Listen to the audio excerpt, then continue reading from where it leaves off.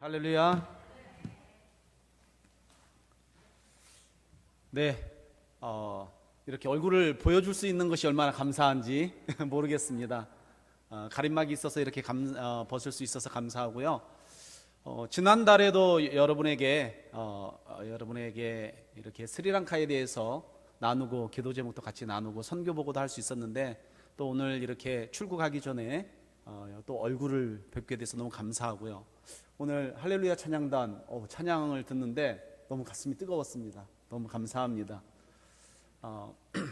스리랑카 땅을 위해서 기도해 주시고, 저희 가정을 위해서 기도해 주시고, 또 선교사에게 또 큰 소망이 있다면 자녀들이 믿음을 계속 이어서 언더우드와 같은 우리 아펜젤르 목사님과 같은 대를 이어 한 선교지를 위해서 충성을 하는 것이 소망인 것 같습니다. 그래서 여러분, 오늘 제가 교회 와서 또 감동받은 것은 이렇게 주보를 봤는데, 저희 또 기도 제목이 이렇게 대문짝만하게 나와서 가운데 보니까 너무 감사합니다. 이거 버리지 마시고 잘 가지고 계시고 집에다가도 붙여놓으시고 이렇게 해주시면 좋을 것 같습니다. 자, 저하고 스리랑카 인사 한번 해보도록 하겠습니다. 자, 아유보완 합니다. 아유보완. 네, 장수하세요 라는 뜻입니다. 자, 우리 윤 목사님하고도 아유보완 하겠습니다. 아유보완. 네, 감사합니다. 저희 가정은 어쨌든 저와 저희 김명순 선교사, 그다음에 저희 하원이 이제 자주 보실 겁니다. 저하고 좀 비슷하게 생겼다 하면은 저희 아들입니다. 그래서 청년부에서 오늘도 같이 청년부 예배 드리고 제가 오후 예배 이렇게 올라왔습니다. 그래서 아들 있고요. 그다음에 딸도 이제 성장하고 있습니다. 하연이라고. 보여주시면은 저희 팀에 넘겨주시면 선교사 팀이 있습니다. 저희 혼자 하는 게 아니라 중구 용산 지방의 효창감리교회에 파송으로 계시는 신인식 우리 송다혜 선교사님이, 제가 지난번에 말씀드렸다시피 아들이 하나 생겼어요. 거의 9년 10년 만에 애가 나가지고, 제가 이번 목요일에 대전에 처가에 있어가지고 대전에 가서 저기 사진 보이시죠? 우리 조한이하고 밑에 보시면은 같이 찍은 사진이 있습니다. 네, 얼마나 감사한지 몰라요. 자녀를 얻는다는 거, 한나의 마음, 이거 굉장히 간절한 마음입니다. 그래서 감사하고요. 저희 신성사님 가정을 위해서 여러분 좀 기도해 주셔야 될 것은, 지금 스리랑카가 이따가 제가 또 말씀을 드리겠지만 계속 봉쇄, 나라 전체가 봉쇄가 돼 있어가지고 어디 나가지를 못해요. 비자국을 열어야 비자를 받아서 들어가고 이러는데, 지금 뭐 일이 안 돼서 답답한 마음으로 성사님도 기도 중에 있습니다. 그래서 제가 문이 열리면은 10월 1일 날 이제 봉쇄가 좀 풀리면은 그 사이에 비자가 거주 비자가 안 되고 여행자 비자라도 어떻게 한번 스리랑카에 들어가서 또 상황을 정리를 해야 될 것 같아서 그런 기도가 있습니다. 그래서 우리 신성사님 가정을 위해서 기도해 주시고요. 또 감사한 것은 지난 목요일에 새로운 성사님을 만났습니다. 띄워주시면은 최초로 송성희 선교사님이신데, 이분들은 이미 인도에서 스리랑카 위에 인도라는 나라에서 14년간 선교를 하셨습니다. 나이 보시면 젊어 보이시지만 63세이십니다. 사모님은 연상이시고요. 얼마나 드시는지 아시겠죠. 그런데 인도가 문이 닫혀가지고 이제 더 이상 선교를 할 수 없어서 인도에 가까운 스리랑카로 선교지를 옮겨야 되겠다, 이렇게 저희에게 연락이 와서 저희가 기도하고 이분들을 받기로 했습니다. 팀 멤버긴 한데, 팀원이긴 한데 윗 어른을 보시는 건지는 잘 모르겠지만, 어쨌든 지난 대전에 내려갔을 때 한번 뵙고 스리랑카에 대해서 얘기하고 또 한국에 있는 동안에 준비해야 될 이런 이야기들을 좀 했습니다. 그래서 최 선교사님 가정을 위해서도 부산 수영로 교회 파송으로 이렇게 오랫동안 사역을 하셨더라고요. 그래서 저희 팀에 새로운 또 팀원들이 생길 것 같습니다. 기도해 주시고요. 스리랑카 코로나19, 제가 지난번에도 말씀을 드렸는데, 지금 스리랑카는 조금은 나아졌습니다. 지난번에는 5,000명도 나오고 하루에 4,500명 이랬는데, 지금 5주째 집 밖을 못 나갑니다. 봉쇄를 해가지고 지금 2,500명, 2,000명 지금도 많이 나오죠. 봉쇄를 했음에도 불구하고 사망자는 150명씩 넘게 나옵니다. 그래서 우리나라보다 반이 인구가 안 되기 때문에 우리나라로 치면은 뭐 하루에 5,000명이 넘는 5,000명, 6,000명 나오는 이런 숫자니까 굉장히 많이 나옵니다. 현재까지 총 확진자가 한 50만 명이 나왔고요. 그다음에 사망자가 12,000명 넘었습니다. 우리나라가 한 2,000 몇백 명인데 나라도 작은데 우리나라 치면 수만 명이 나온 겁니다. 그래서 그렇고요. 지금 5주째 제가 7월 중순에 나와서 격리를 했는데 그 전에도 이미 2달을 봉쇄를 했거든요. 그런데 조금 있다가 또 어려워져 가지고 봉쇄가 또 있습니다. 이게 지금 나라가 4개월, 5개월, 6개월 뭐 작년에도 어마어마하게 오래 했고요. 그래서 지금 7주간 봉쇄가 10월 1일까지 있는데 지금 백성들이 죽으려고 합니다. 왜냐하면은 뭐 직장을 갈 수도 없고 또 일일 노동자로 일하는 사람들이며 가게도 문을 닫아야 되고 차들도 운행을 할 수가 없으니까 뭐 차를 운행하는 사람이 이건 소유주든 뭐 굉장히 어려운 상태입니다. 그래서 어렵고요. 공항도 폐쇄되어 있는데 들어가는 게 일주일에 하나씩 열려 있어요. 그래서 제가 22일 날 들어가게 됩니다. 지금 지난번에 말씀드렸다시피 예배도 금지가 되어 있어서 지금 예배를 드릴 수가 없어요. 이렇게 모여서 예배 드릴 수 있는 게 얼마나 감사한지 모릅니다. 언제 스리랑카에서 모여서 예배를 드렸는지 이제 까먹을 정도예요. 올해 들어서 거의 예배를 드리지 못했습니다. 그래서 기도해 주시고요. 여러간 보건 시스템 제가 2차까지 맞고 들어갑니다. 그래서 한국에서 이렇게 맞고 들어가서 감사하고요. 또 여러 가지 성도들과 가난한 목회자들이 여러 어려운 상황 가운데 있습니다. 그래서 기도해 주시고 넘겨주시면은 기도 제목 여기 주보에 나와 있는 거에도 마스크나 뭐 여러 가지 기도 제목이 있습니다. 보시면 더 기도해 주시고요.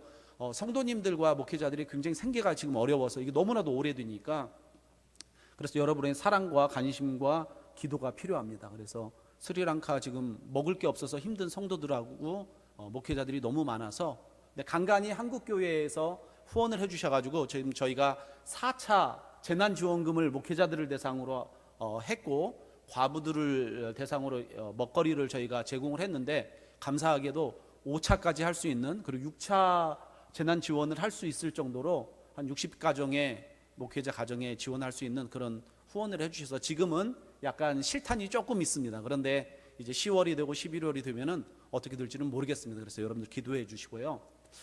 스리랑카 선교에 대해서 여러분에게 말씀을 드렸는데 스리랑카는 우리나라보다 선교가 훨씬 오래됐습니다. 우리나라가 150년 잡으면은 스리랑카는 3배가 많은 500년 선교가 진행이 됐지만 아직도 여러분이 기억해 주셔야 될 것은 개신교도 저희같이 예수님을 믿는 사람들은 1.3% 100명 중에 1명, 뭐 200명 중에 2명 이렇게 됩니다. 그래서 다양한 종교 보시면은 황색 옷을 입으신 분들은 수녀님이시고 승려들이고 그 다음에 뭐 다종교, 힌두교, 그다음에 이슬람, 저희 개신교 이렇게 1.3%의 미전도 종족 국가로 있습니다. 이것은 여러분들이 사진을 가끔 보셔서 저 사진 봤구나라고 생각이 들 수도 있습니다. 또 넘겨주시면은 이런 상황에서 오늘은 지난번에 선교복으로 충분히 했기 때문에 오늘은 여러분과 이런 코로나 시국에 어렵잖아요. 우리가 생각하지 않은 상황 그리고 앞으로의 올해와 내년의 상황들이 어떻게 될지 모르는 여러 자영업자들은 여러 가지 상황이 어렵다고 그러고 저희들도 사실은 사람들을 만나서 저희가 성경 공부도 하고 그다음에 교회 모임도 하고 기도도 뜨겁게 하고 수련회도 하고 싶은 여러 가지 마음들이 있지만 성탄절도 뜨겁게 보내고 싶지만 이런 새로운 뉴 노멀한 이런 상황들에서 우리가 움직이는 이제 이런 상황에서 어떻게 여러분과 함께 오늘 말씀을 나누면서 좀 은혜를 받을까라는 고민을 하면서 하나님께서 저에게 주신 은혜들을 좀 나누려고 합니다. 그리고 저의 선교의 소신이자 목회의 소신이기도 합니다.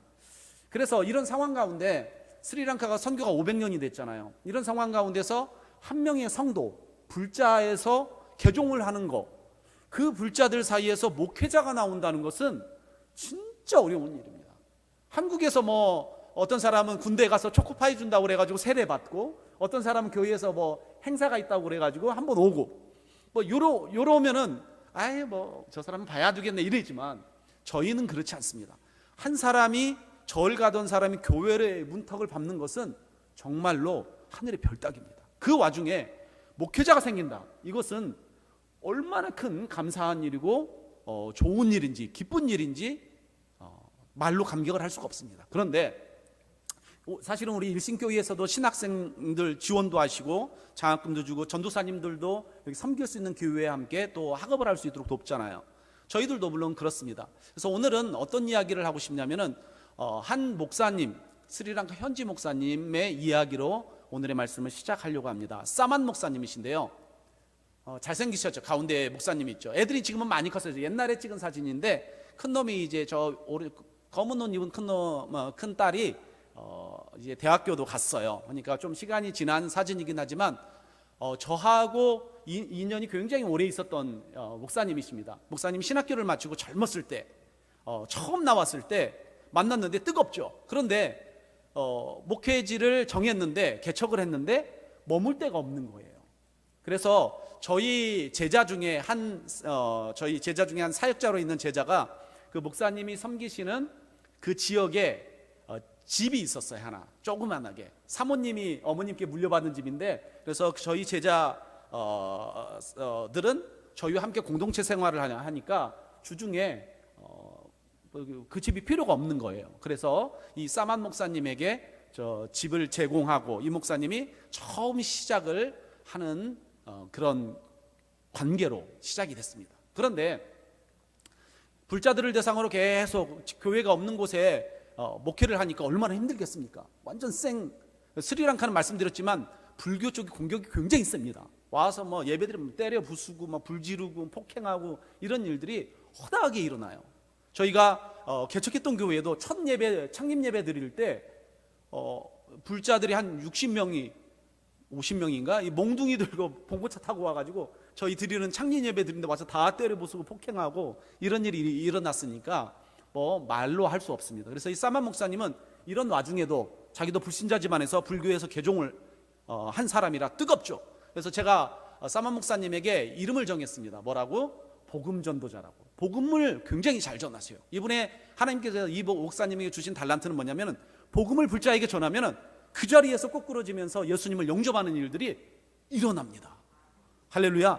얼마나 감사한 일입니까? 한 명의 영혼을 구하는 게 굉장히 어려운 시기에 이 목사님이 너무 뜨겁게 사역을 해서 저희가 전도행팀이 오면은 가서 사역도 하고 저희 사역자가 가서 돕기도 하고 저하고 교제도 하면서 이렇게 지냈습니다.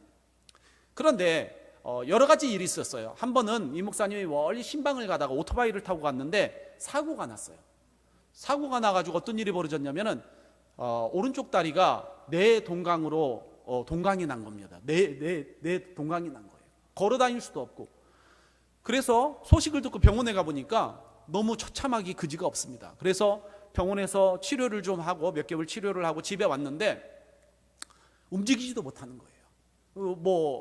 그런 와중에 또 어떤 일이 있었냐면은 이 사만 목사님이 제자로 키운 신학교로 보낸 경찰 출신의 한 형제가 있었는데 이 어려운 와중에 목사님이 병원 생활을 6개월 정도 하니까 이 형제가 전도사 형제가 성도들을 이렇게 꼬드겨 가지고 개척을 나가버린 거예요. 그래가지고 성도님들도 이제 어렵고 목사님이 와서 예배를 드릴 수가 없는 상황에 전도사를 신뢰를 했는데 이런 일이 벌어지고 목사님은 육체적으로 어려움이 있고 이렇게 거의 1년의 어려운 시간을 지내면서 하나님이 이제 낫게 해주셨습니다. 그런데 안타까운 것은 지금도 다리가 한 요 정도 짧습니다. 사고로. 그래가지고 이제 쩔뚝쩔뚝거려요. 그럼에도 불구하고 제가 목사님께 좀 쉬면서 해라. 그런데 복음이 뜨거우니까 이분이 이 쩔뚝거리면서도 이제 복음을 전하고 성도들을 신방하고 또 이렇게 성도들이 나갔잖아요. 또 성도들을 추스려야 하는 이런 책임감이 있어서 그 절뚝거리면서 사역을 하기 시작했습니다. 그런데 옛날 같았으면은 그냥 기어를 넣는 오토바이가 있거든요. 그런데 이제 그걸 다리가 어려우니까 스쿠터를 사야 돼서 저희가 스쿠터도 사는 거를 지원을 하고 했던 어쨌든 여러 가지 어려움과 고난의 시간들을 함께 했던 목사님입니다. 교제하면서 이렇게 지냈는데 하루는 또 만나서 우연히 어떤 모임에 가서 목사님하고 만나서 이야기를 했어요. 어떻게 지냅니까? 했더니 그 전에 스리랑카 문화상 어떻게 하냐면요, 스리랑카만 이런 말이 있습니다. 어떻게 지내세요가 어떤 말이냐면 꼬호머더 이렇게 씁니다. 자, 한번 따라서 해주세요. 꼬호머더. 네, 잘 왔습니다. 우리 일신 교회 성도님들 언어에 재질이 있습니다. 꼬호머더 하면은 스리랑카 문화상 아무리 자기가 상황이 어렵고 몸이 안 좋아도 머리를 살짝 이렇게 흔들어요. 이게 뭐냐면 좋다는 얘기거든요. 혼다이 하는 겁니다. 어떻게 한다고요? 혼다이. 자, 어떻게 해요? 사람을 만나면 꼬호머더 묻는 겁니다. 어떻게 묻는다고요? 꼬호머더. 그럼 저는 무조건 어떻게 대답을 해야 된다?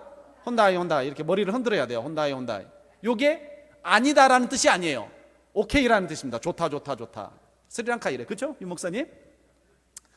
얘기를 보통 그렇게 하는데 제가 그날은 목사님 만나서 어떻게 사마 목사님 어떻게 지내세요? 이랬는데 제가 호영무지하는 사이거든요. 그래서 이제 여기서는 사마 목사님 하지만 야 어떻게 지내냐? 뭐 이렇게 얘기를 하거든요.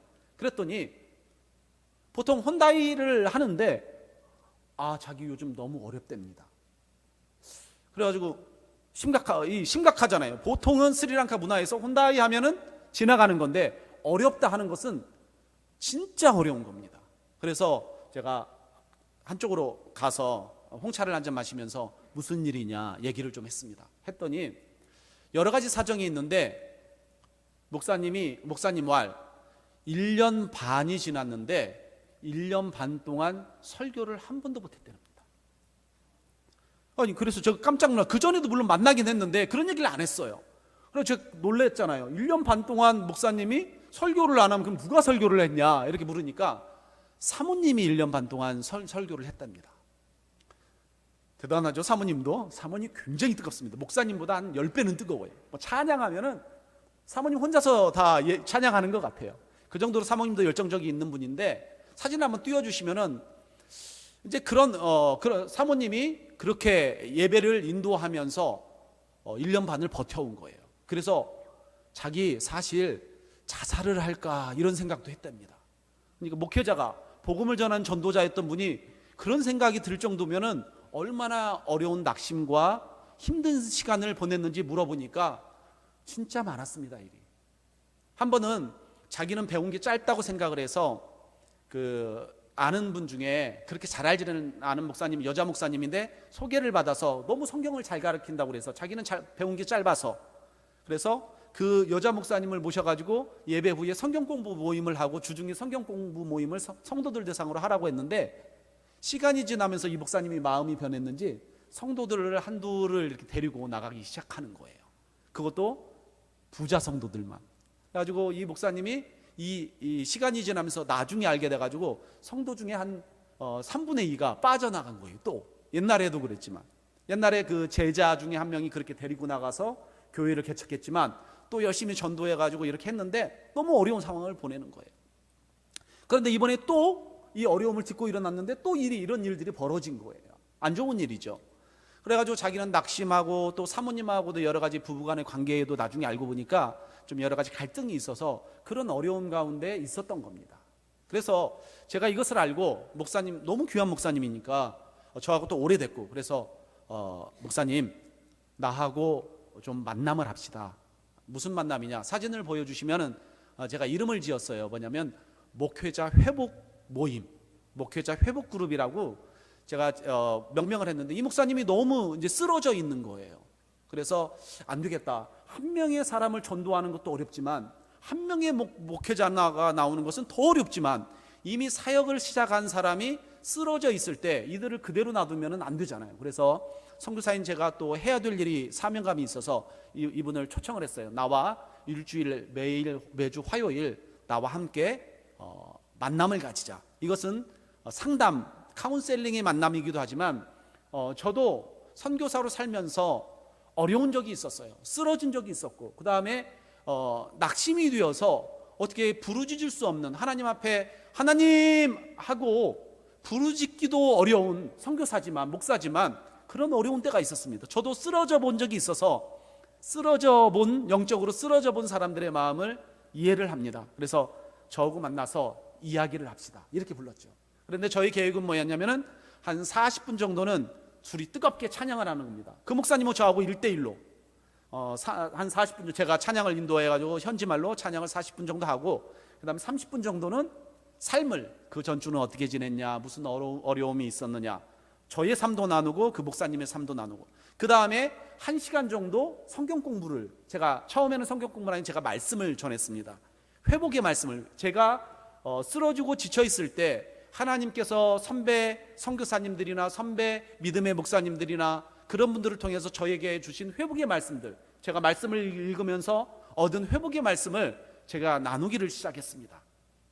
그리고 그렇게 나누고 나머지 한 30분 정도에서 40분 정도는 식사 시간, KFC라고 아시나요? 유명한 미국의 치킨집 회사인데, 한국은 지금 별로지만 스리랑카에서 KFC 하면은 이겁니다. 무슨 호텔에서 먹는 것 같은 좋은 곳입니다. 그래서 모든 모임이 한 3시간 모임이 끝나면은 나머지 한 3, 40분, 1시간은 KFC에 가서 이렇게 맛있는 만찬의 시간을 목사님하고 가졌습니다. 제가 1년 가까이 목사님 한 명을 놓고 같이 회복 모임을 하면서 제가 처음이자 여러 번 비슷한 말씀을 전했는데, 그 말씀을 전하면서 이 목사님이 회복이 되기 시작했습니다. 그래서 한 9개월 정도 지나니까 목사님이 일어나시는 거예요. 1년이 지나니까 이제 교회에서 설교를 하기 시작을 했습니다. 그리고 한 2년이 지났을 때는 자기 교회뿐만이 아니라 저희가 사역하는 꾸르네글러라는 지역에 와서 교회를, 2번째 교회를 개척하는 역사가 일어났습니다. 할렐루야. 그런데 제가 오늘 여러분과 오늘 본문 말씀이 뭐냐, 오늘 읽은 말씀과 또 다른 말씀 저와 함께 읽을 텐데, 제가 이 목사님과 함께 처음 전한 말씀이 있습니다. 저의 신앙의 고백이자 여러분의 신앙의 고백이고 목사님의 신앙의 고백인 회복의 말씀인 우리의 삶의 근간이 되는 말씀을 오늘 여러분과 함께 나누려고 합니다. 이 말씀이 뭐냐? 자, 넘겨주시면은 우리가 읽은 말씀입니다. 자, 한번 읽어봅시다. 다 같이. 자, 마태복음 16장 16절 말씀이 우리가 잘 아는 말씀이죠. 시작. 시몬 베드로가 대답하여 이르되 주는 그리스도시요 살아계신 하나님의 아들이시니이다. 아멘. 아멘. 또 말씀이 하나 더 있습니다. 이 말씀은 나오는 대로 한번 읽어보도록 하겠습니다. 자, 시편 16편 1절과 2절 말씀과 5절 말씀입니다. 나옵니다. 그냥 보고 스크린 보고 읽겠습니다. 시작. 하나님이 나를 지켜주소서. 내가 주께 피하나이다. 내가 여호와께 아뢰되 주는 나의 주님이시오니 주밖에는 나의 복이 없다 하였나이다. 5절. 여호와는 나의 산업과 나의 잔의 소득이시니 나의 분깃을 지키나이다. 아멘. 여러분, 이 말씀을 여러분은 좀 새롭게 번역한 말씀이 있어요. 자, 띄워주시면은 새번역이라는 성경이 있습니다. 좀 쉽게 현대어로 이렇게 번역을 한 성성공에서 나온 말씀입니다. 이 말씀을 한번 읽어보겠습니다. 2절과 5절 말씀. 시작. 나더러 주님에 대해 말하라면 하나님은 나의 주님, 주님을 떠나서는 내게 행복이 없다 하겠습니다. 아멘. 5절 말씀 읽도록 하겠습니다. 아 주님, 주님이야말로 내가 받을 유산의 몫입니다. 주님께서는 나에게 필요한 모든 복을 내려주십니다. 나의 미래는 주님이 책임지십니다. 아멘. 멋지죠? 번역이 어때요? 우리가 전에 읽은 말씀과 지금 말씀이 어마어마하게 조금 다르게 느껴지잖아요. 같은 말씀인데도. 요즘에 코로나 때문에 아까 처음에 말씀드렸다시피 불확실성 가운데 우리가 살아가고 있습니다. 그것은 단순히 사역을 하는 선교사나 아니면 목회자나 전도사님뿐만이 아니라 장로님, 권사님, 집사님, 청년에 이르기까지 불확실성의 삶을 우리가 살고 있는 것이 때로는 우리를 염려하게 만들고, 때로는 그것이 주님 앞에 더 나아가서 기도할 수 있도록 만드는 원인이 되기도 합니다. 그렇죠? 네, 그렇습니다. 코로나 시국에 불안하죠. 가면 비자가 어떻게 될까? 가면은 이 락다운이 봉쇄가 풀릴 것인가? 음식은 사 먹을 수 있을 것인가? 걸리면은 내가 치료를 받을 수 있을 것인가? 이런 고민들이 우리에게 있고, 그렇잖아요. 아니면은 사고가 나면 어떡할 것인가? 내가 은퇴를 하고 이제 70이 넘고 80이 넘었는데 나의 미래는 어떻게 될 것인가? 라는 이런 고민들이 모든 사람에게, 젊은 학생에서부터, 학생들은 내가 시험을 잘 볼 수 있을 것인가, 뭐 고등학교 3학년이면 내가 대학교에 들어갈 수 있을 것인가, 또 청년들은 내가 취업을 할 수 있을 것인가, 결혼을 안 한 사람들은 고민이죠. 내가 배우자를 잘 만날 수 있을 것인가, 또 부모님들은 우리 자녀를 믿음 좋은 배우자를 만나서 결혼을 시킬 수 있을 것인가, 이런 불확실성 가운데 우리가 살아가고 있는 것이 지금 코로나 시국입니다. 그전에도 그랬지만 더 많아졌죠. 그런데 선교사인 저희에게도 요즘에 선교사들 사이에 작년, 재작년 참 저희가 대화를 많이 했던 게 있어요. 뭐냐? 선교사님, 노후가 준비가 되어 있습니까? 이건 무슨 얘기예요?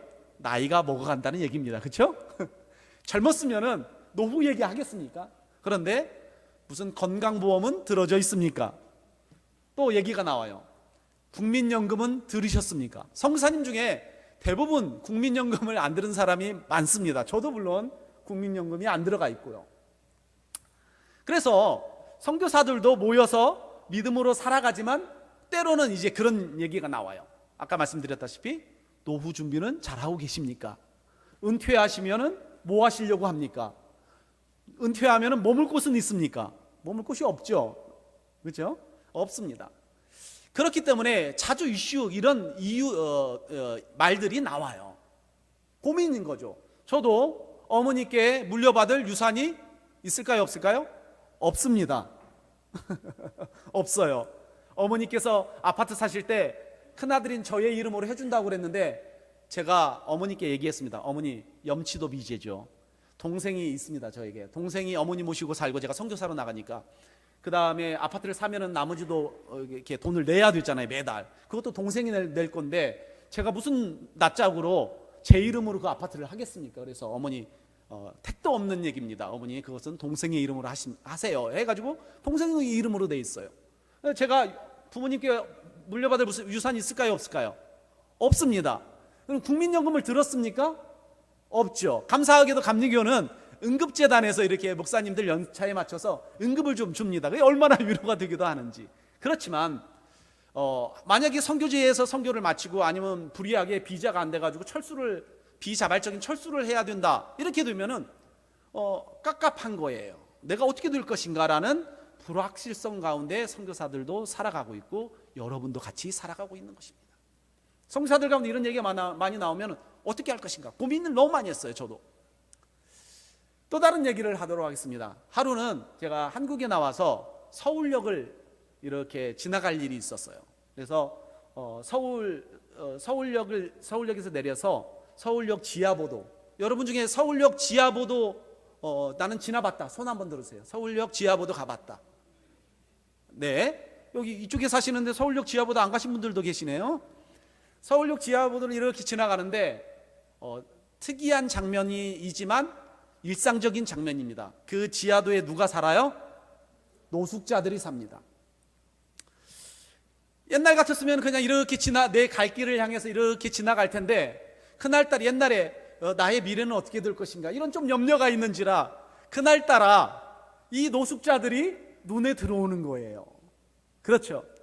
옛날 같았으면 집에 주머니에 있던 1,000원이나 아니면 5,000원을 줄 수도 있지만 그 사람들이 이렇게 눈에 너무 들어와서 아니다, 10,000원을 주자. 이 사람들도 횡재할 때도 있어야지. 이래가지고 지갑에서 10,000원을 꺼내서 그 노숙자에게 가까이 가가지고 10,000원을 이렇게 주고 한번 이렇게 쳐다보면서 그 사람이 뭘 깔고 있나, 박스를 깔고 있나, 아니면 매트리스를 깔고 있나 이런 것도 보고 한번 쳐다보고 이렇게 지나갔습니다. 그런데 하나님께서 저에게 그 노숙자를 만난 그 장면을 통해서 저에게 질문을 하시는 겁니다. 헌주야, 너의 미래에 대해서 어떻게 생각을 하고 있느냐? 요즘 고민하고 염려하고 있지? 네, 그렇습니다. 너 물려받을 유산 없지? 네, 없습니다. 선교지에서 나오면 머물 데 있냐? 물론 없지요. 그래서 물려받을 선교사님 땅이 있거나 집이 있으면 나 방 한 칸만 줘, 이렇게 농담으로 이렇게 얘기를 하고 있습니다. 그런데 하나님께서 이런 생각을 더 주시는 거예요. 뭐냐면은 네가 만약에 선교를 시작해서 이제 은퇴를 해서, 제가 은퇴를 하게 되면 선교로 40년이 넘습니다. 40년이 넘는데 선교 40년이 지나서 한국에 들어왔는데 공교롭게도 이거는 은혜스러운 말이고요, 나쁜 말은 재수없게 한국에 왔는데 머물 데가 없는 거예요. 선교사님들을 위해 안식관들이 있어요. 그런데 안식관이 다른 선교사님들로 다 차 있어서 제가 들어갔을 때는 갈 데가 없다. 만약에 그렇게 됐으면은 어떻게 할 거냐 너는? 그러면 예 주님, 그러면 아내는 어디 처갓집이라도 아니면 처형집이라도 이렇게 해놓고 저는 머물 데가 없으면은 서울역 지하보도에 노숙자로라도 와 있어야 되지 않겠습니까? 라는 생각이 드는 거예요. 웃기죠? 선교사가 별 생각을 다 하죠.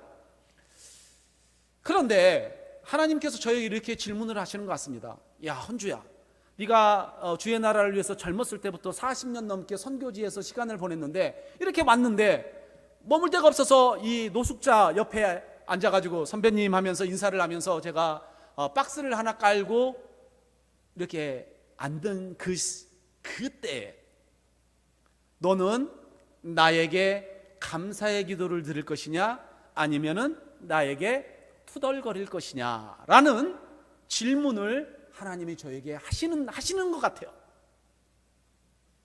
여러분 이해되시죠?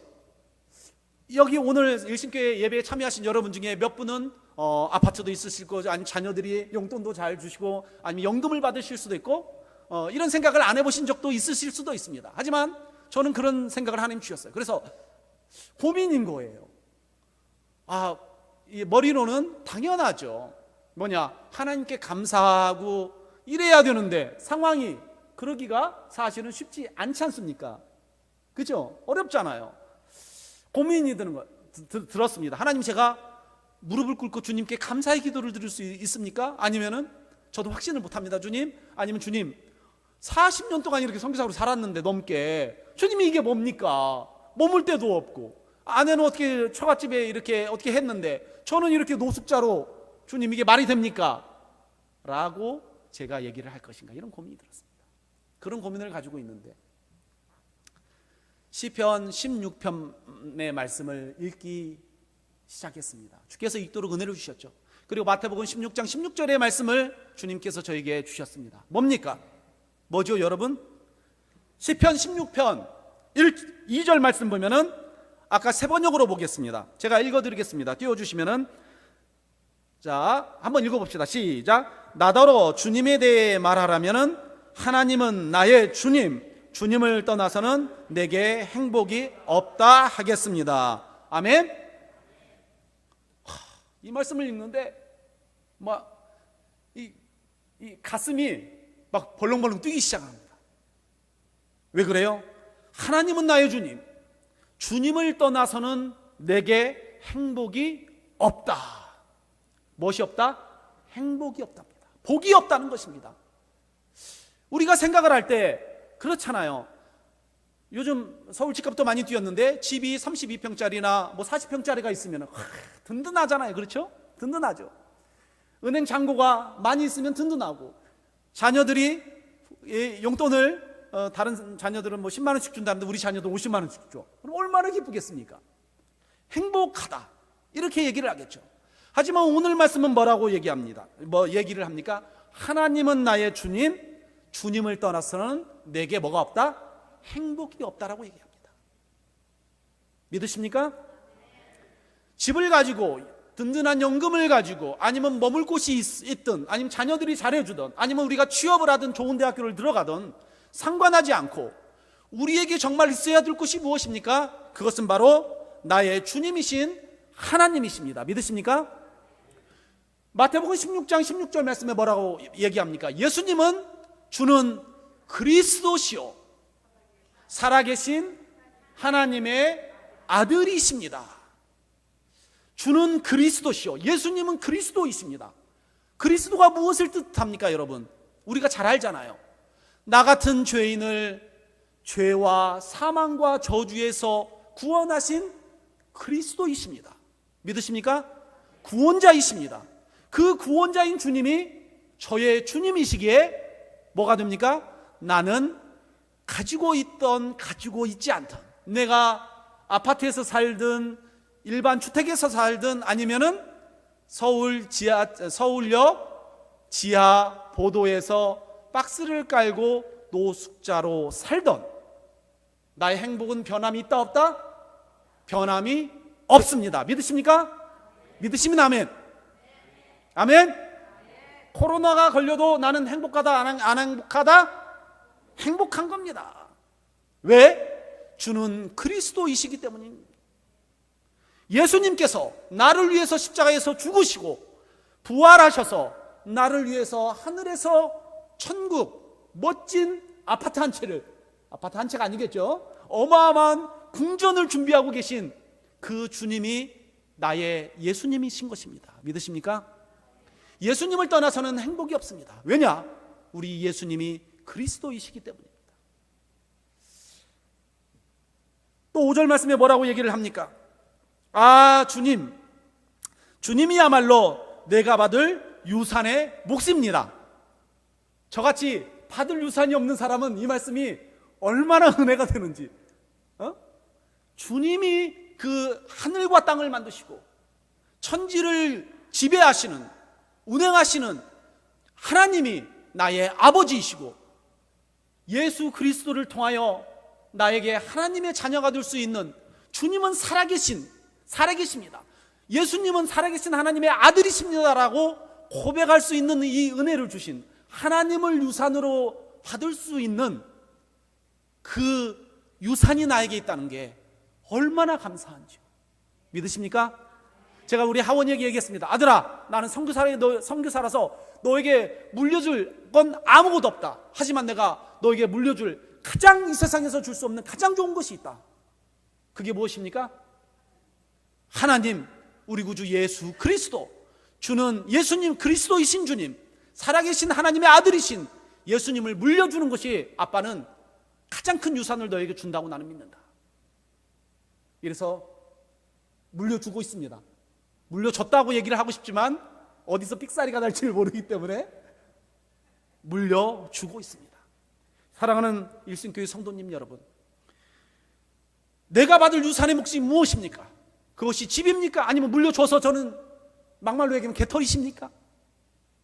하지만 우리에게는 물려받아야 할 유산의 몫이 있습니다. 그것이 무엇입니까? 하나님이십니다. 주님, 따라서 해주세요. 내가 받을 유산의 몫은 하나님이다.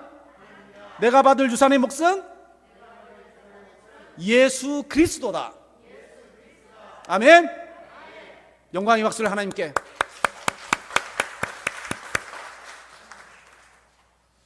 이 말씀을 들으면서 주님 감사합니다.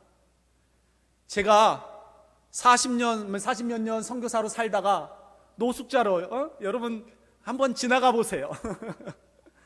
지나가시면서 같은 믿음의 고백입니다. 여러분 그렇잖아요. 우리가 지금은 아파트가 있어도 언제 망해가지고 아파트가 없을 수도 있잖아요. 그렇죠?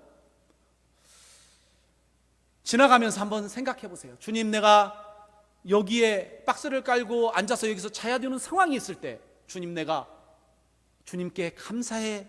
예, 주님이 여전히 나와 함께 계시기 때문에 내가 행복합니다. 주님, 내가 물려받을 것은 세상의 것이 아니라 주님이시기에 오늘 나는 주님 행복합니다. 감사합니다. 이런 고백을 할 것인가? 아니면은 주님, 이게 뭡니까?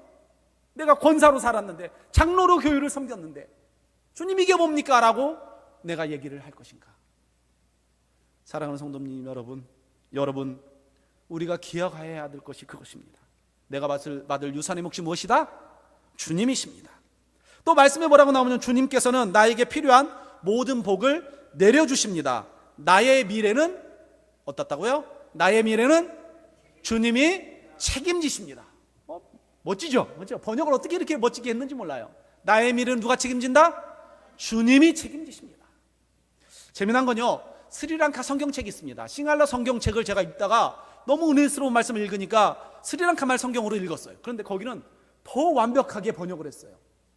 어떻게 번역을 했냐면요, 띄워주시면은 주님은 나의 행복이십니다. 그렇게 똑같이 번역을 했어요. 그런데 5절 말씀에 보면은 주님은 나의 운명이십니다. 이렇게 번역을 했어요. 뭐라고요? 주님은 나의 운명. 어떻게 기가 막히게 번역을 했죠. 물론 약간 원문에서 의역을 했지만 기가 막혀. 주님은 나의 운명. 여기 거의 다 결혼하셨죠? 남편, 부인 만나실 때 어떻게 고백하고 만나셨어요? 당신은 나의 운명이다. 뭐 말로 했건 안 했건 속으로라도, 그렇죠? 당신은 나의 운명. 이래가지고 우리가 지금 살아오고 있지 않습니까? 오늘 주님께서 뭐라고 고백하기를, 그 고백을 듣기를 원하시냐면, 주님은 나의 운명이십니다. 자, 따라서 합시다. 주님은 나의 운명이십니다. 주님은 내 유산의 몫입니다. 내 미래는 주님이 책임지십니다. 믿으십니까? 그래서 이제는 걱정이 없습니다. 서울역을 지나가도 두려운 마음이 없습니다. 왜냐? 주는 그리스도시요 살아계신 하나님의 아들이십니다. 이 놀라운 진리보다 더 위대한 유산이 어디에 있겠습니까, 여러분? 이 유산을 우리가 가졌기에 제가 스리랑카에 가서 복음을 전하고 있고 제자들을 낳고 낭망에 있는 목회자들을 세우고 회복을 시키며, 또 여러분께서 일본과 스리랑카와 말레이시아 수많은 나라들을 위해서 여러분이 기도하고 헌금하시고 사랑으로 찾아가고 선교사들 오면 여러분들이 이렇게 환대해 주시고, 이 모든 것들이 우리가 하나의 목표, 하나의 진리를 믿기 때문입니다. 그것이 무엇이죠? 주는 그리스도시요 살아계신 하나님의 아들이십니다. 주님은 나의 뭐라고요? 운명이 있습니다. 따라서 한 번 더 합시다. 주님은 나의 운명이십니다. 또 하나의 목표가, 또 하나의 다른 단어가 있습니다. 띄워주시면은, 제가 일신교회 찾아와서 스리랑카 노동자 사역을 하시는 목사님들하고 모임을 했는데, 교회에서 윤 목사님께서 컵을 선물을 하나를 해주셨어요. 컵을 딱 열어서 봤는데 너무 감동을 했습니다. 그래가지고 제가 이것을 사진을 찍어가지고 제 컴퓨터에 데스크탑 바탕화면에 지금 이렇게 올려놓아 있습니다. 뭐예요? 읽어봅시다. 시작.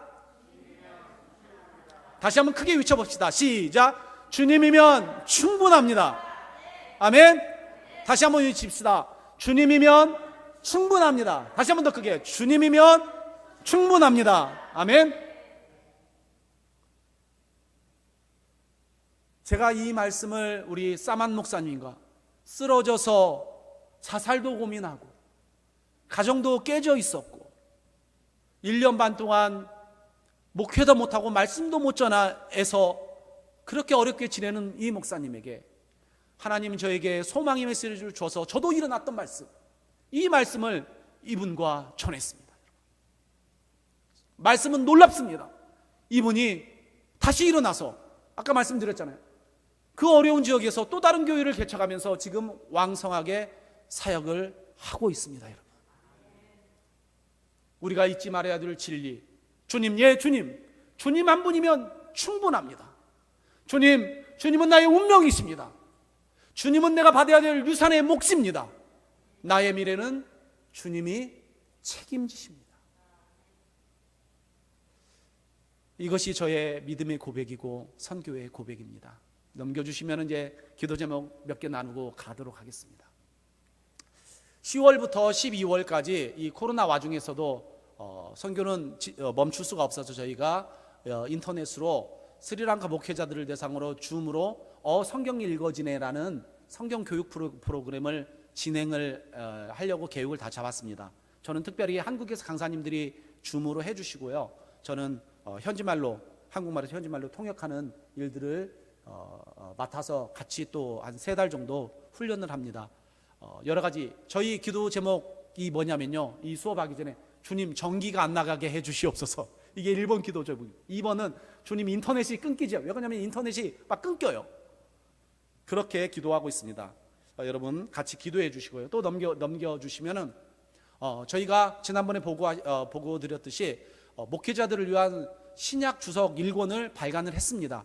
올해는 사실은 5권까지 하려고 했는데 코로나로 인해서 여러 가지 인쇄소도 문을 닫고 나라 전체가 문을 닫아서 지금 3권을 발간을 할 수 있을까 고민을 하고 있습니다. 그래서 여러분 스리랑카 선교에 또 이 주석서가 필요하기 때문에 같이 기도해 주시고요. 넘겨주시면, 네, 3권 정도 발간하려고 이렇게 하고 있습니다. 또 넘겨주시면은 네, 저의 소망이 있다면은 스리랑카의 영혼들과 함께 그들과 함께 주를 예배하는 것입니다.